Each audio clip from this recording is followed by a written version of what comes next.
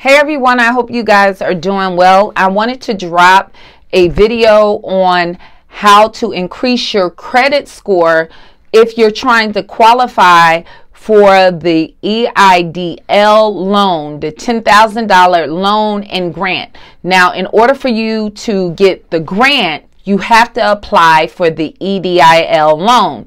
Now, the first round that was given out, they did require for you to have a credit score over 580. Now, they did not lay that out. It should not have been based on credit, but it was. So this time around, they did not give any guidelines that it will not be based on credit. So you should be prepared to make sure that your credit score is over a 580 credit score. A lot of people had issues with that. So I want to give you some quick tips on how to increase your credit score quickly, so when you apply for this loan, you can take some steps to be over 580. Now, if you like this type of content, I encourage you to subscribe to my channel. You will be getting notifications for content, especially when it comes down to improving your credit score, dealing with different kind of finance companies and credit card companies, and just tips on how to increase and improve your credit. Also, if you can take the time to hit the like button on this video, it helps the algorithm. Now, if you need more details, I did make videos on the EIDL loan on my business channel. The link will be in this description, and also the guidelines for the PPP loan. You guys, you can also hit that so you know the details and the requirements for these two programs.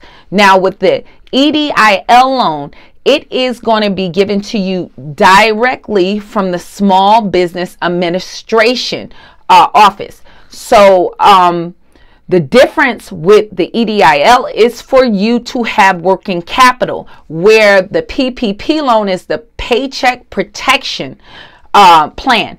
What that is coming is directly from banks, institutions. So you have to apply with that with a bank that will be following the guidelines.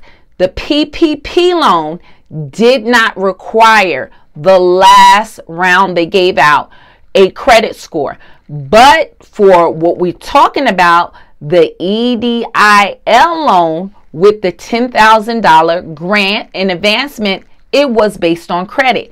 Here's some tips that you need to look at to increase your credit score. The last one that I will state will be the most important one, but let's break these down in order. Number one, you need to try to minimize or try to remove inquiries. Inquiries can cost you about 3 to 5 points.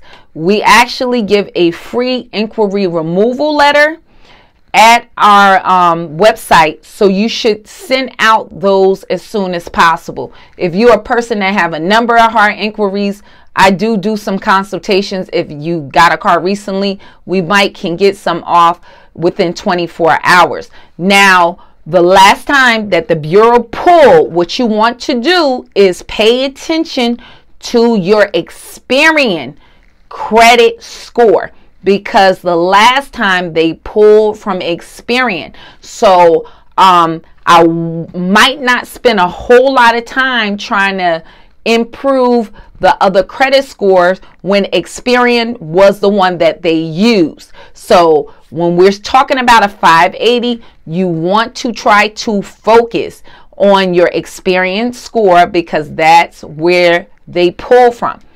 Another thing that you need to focus on, if you can remove collections, try to do that. In order to remove collections, you need to send out a debt validation letter.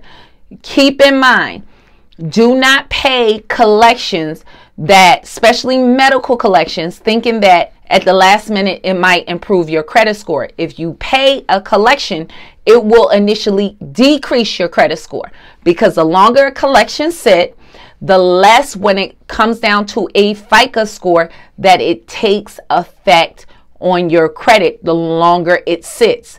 but when you pay it, it updates as a new negative item, and it will sit longer. So say if it's been 6 years that collection's been reporting on your credit report, and you only have 1 year before it falls off.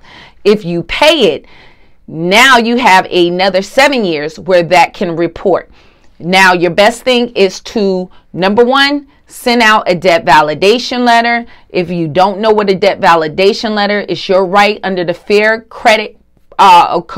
Collections Practices Act for that third party to verify they have a legal right to collect on that debt. That may simply remove it when you send that letter out. We have them at our website if you need it with collection removal letters, or you can simply send out your own debt validation letter.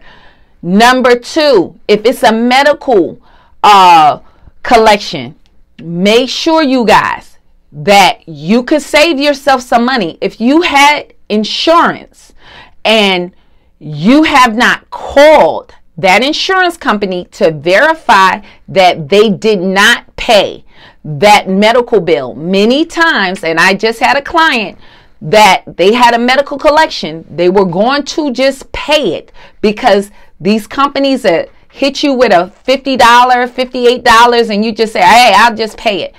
Do not pay that. She checked with her insurance company and they actually paid that bill.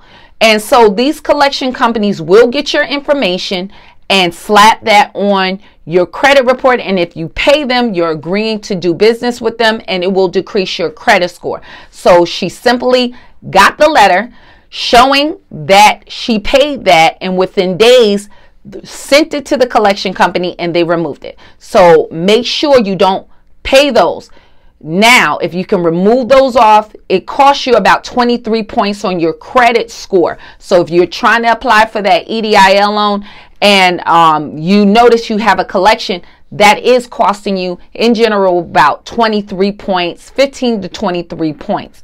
The next, the most important tip, the number one tip to increase your credit score quickly is your utilization. Your utilization, people always look at payment history. Yes, that's 35%, the largest chunk, but what they neglect is utilization is 30%. It's only 5% difference between payment history and utilization. Those two categories make up 65% of your credit score. The quickest way to increase your credit score is affecting your utilization. If you have credit cards, make sure that they are not carrying a balance over 30%. You should be below 29%. Optimum 1% to 10%.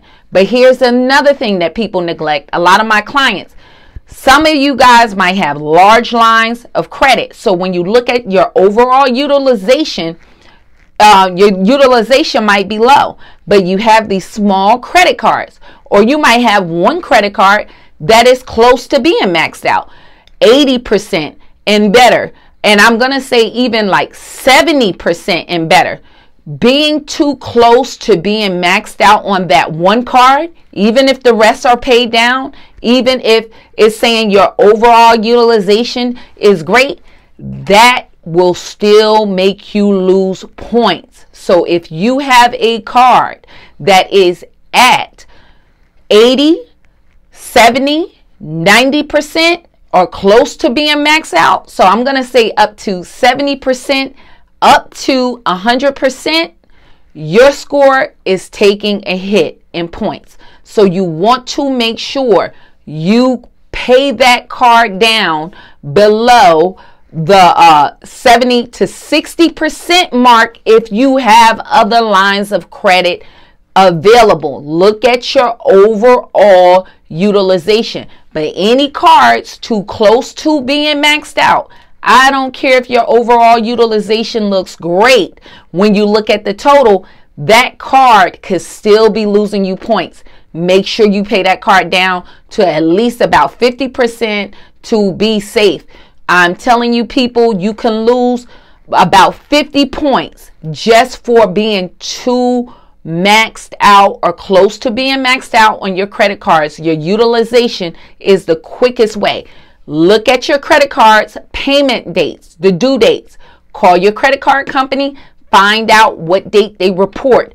Make sure you pay those cards down to be safe. Get them down under 29 or at 29%, so you make sure that your credit is in the best possible position for you to have your score increase and to actually be approved for this loan. So make sure you take those things into an account. Pay your credit cards down. It makes a huge difference to have them all under 29% if you're trying to go for this loan. So if you need any more information, feel free to reach out to me. My information and my website is in the description. If you have other questions, just leave it in the comment section. So I hope this is helpful, and I hope you guys have a beautiful day and enjoy your evening.